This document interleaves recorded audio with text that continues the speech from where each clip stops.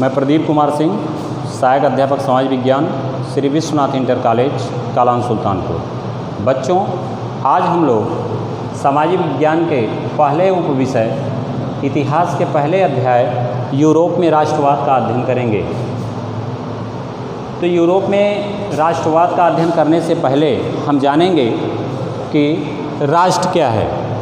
जैसा कि आप लोगों को जानते होंगे कि राष्ट्र नाम से ऐसा महसूस होता होगा जैसे एक देश होगा, उसकी एक निश्चित सीमा होगी, उसकी एक निश्चित संस्कृति होगी, उसकी एक निश्चित बातचीत का एक माध्यम होगा। तो इसी को हम राष्ट्र कहते हैं, या इसको और स्पष्ट तरीके से हम इस तरह से कह सकते हैं कि एक राष्ट्र लंबे प्रयासों, त्याग और निष्ठा का चरम बिंदु होता है। एक राष्ट्र में परस्पर भावनाएं रहती हैं, आकांक्षाएं रहती हैं, परस्पर विश्वास रहता है, जिसके कारण वो एक सूत्र में बंधे हुए होते हैं। और प्रत्येक राष्ट्र की अपनी एक निश्चित संस्कृति होती है, एक निश्चित भाषा होती है, एक निश्चित सीमाएं होती हैं। तो ये जो सारी विशेषताएं हैं वो एक राष्ट्र को सिद्ध करती हैं।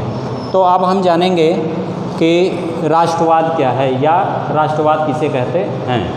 तो हम जानेंगे कि राष्ट्रवाद क्या है। राष्ट्रवाद जो होता है वो अपने देश के प्रति लगाव की भावना होती है। जब कोई व्यक्ति अपने देश के बारे में बिना किसी मतलब के या बिना अपने स्वार्थ के उस देश के बारे में अच्छा सोचता है तो वह व्यक्ति राष्ट्रवादी कहलाता है।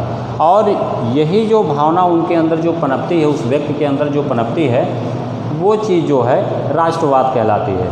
कहने का मतलब दूसरे शब्दों में हम कह सकते हैं कि राष्ट्रवाद अपने देश के प्रति त्याग और समर्पण की भावना ही राष्ट्रवाद कहलाती है। अब सवाल यह उठता है कि आखिर वे कौन से लोग थे जिन लोगों के अंदर यह भावना सबसे पहली जागी, उसका कारण क्या था और कहाँ जागी। इन सब सारी बातों का जब हम विश्लेषण करते हैं तो या हम जब इस चीज़ को हम जानना चाहते हैं तो हमें चलना पड़ेगा कुछ 100 वर्ष पहले, जब ज़माना था राजाओं और महाराजाओं का। उस समय क्या स्थिति थी? उस समय स्थिति यह थी कि बहुत से ऐसे राजा हुए जो अपने प्रजा का बहुत ही ख्याल रखते थे, उनका हित चाहते थे।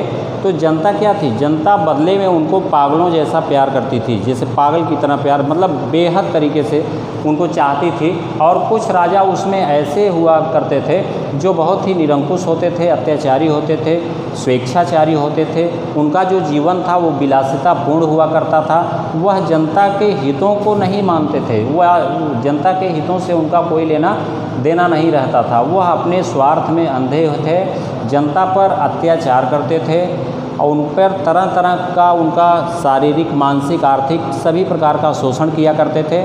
शोषण करने से मतलब ये है कि जैसे जनता के ऊपर अनावश्यक रूप से उन पर कर लाद दिया जाता था अधिक से अधिक। बारिश हो या ना हो, खेती में फसल उगे या न उगे, या उपज हो या ना हो, लेकिन उनको कर देना ही पड़ता था। तो इस तरह की जो क्रूरतम व्यवस्थाएं थी राजतंत्रात्मक व्यवस्था की, इससे जनता क्या थी कि एकदम से त्रस्त हो चुकी थी। वह अपने आप को इन राजाओं के चंगुल से छुड़ाने के लिए एकदम तत्पर होने लगी, या हम कह सकते हैं कि उनके चंगुल से वो आज़ाद होने के लिए वो हर संभव प्रयास करने लगे। और इस तरह से धीरे धीरे उनके अंदर जो है राष्ट्रवाद की जो भावना है कि अरे ये तो मेरी पितृभूमि है, ये तो मेरी मातृभूमि है, इस तरह की भावना जो है उनके अंदर धीरे धीरे आने लगी। तो जो राजा वहाँ के हुआ करते थे, अभी आपको बताया गया कि कुछ तो बहुत ही जनता के प्रति समर्पण की भावना रखते थे और कुछ जो होते थे वो बहुत अत्याचारी होते थे। लेकिन जनता उनको बदल नहीं सकती थी, उनके पास पावर नहीं था। जैसे आज क्या है, आज अगर हम जिस नेता को चुनते हैं अपने लिए कार्य करने के लिए, अगर वो हमारा कार्य ठीक ढंग से नहीं करता है या जनता का कार्य ठीक ढंग से नहीं करता है तो उसको हम अगले चुनाव में वोट नहीं करते हैं, तो वो हमारा प्रतिनिधि नहीं कर पाता है। तो जबकि उस समय ऐसा कुछ भी नहीं था, जनता चाह कर भी राजा को बदल नहीं सकती थी।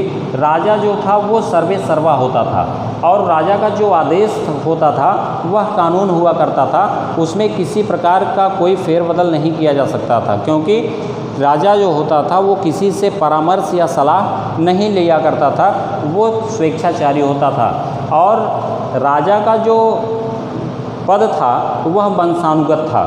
राजतंत्रात्मक व्यवस्था जो थी वह वंशानुगत थे, उसमें किसी भी प्रकार का कोई हस्तक्षेप बाहरी कोई नहीं करता था। कारण क्या था कि राजा की मृत्यु के उपरांत जनता का जो समस्या थी वो टलती नहीं थी, बल्कि वो राजा के पुत्र के रूप में एक और निरंकुश राजा जो है उन पर शासन करने के लिए आ जाता था और जनता वहाँ की छटपटा करके रह जाती थी। तो जनता जो है ऐसे शासन को उखाड़ फेंकना चाहती थी। ऐसा ही शासन यूरोप के फ्रांस में भी था। जहाँ का राजा लुई 16वां था वह बूर्बो वंश का था। अब ये बूर्बो वंश क्या होता है या राजवंश क्या होता है? जैसे आप जानते होंगे कि जब मुग़लों ने भारत पर आक्रमण किया, बाबर ने, तो जब यहाँ पर वो अपनी शासन सत्ता स्थापित किया तो अपने वंश का नाम मुग़ल वंश रखा। तो ठीक उसी तरह से फ्रांस में भी बूर्बो वंश शासन कर रहा था और शासन करते करते एक समय ऐसा भी आया कि जब उस शासन का ही एक उत्तराधिकारी लुई 16वां फ्रांस की गद्दी पर बैठा। लुई 16वां जो था वह बहुत ही अत्याचारी शासक था, विलासितापूर्ण जीवन जीने का आदी था और वह जनता के हितों का जरा भी ख्याल नहीं रखता था।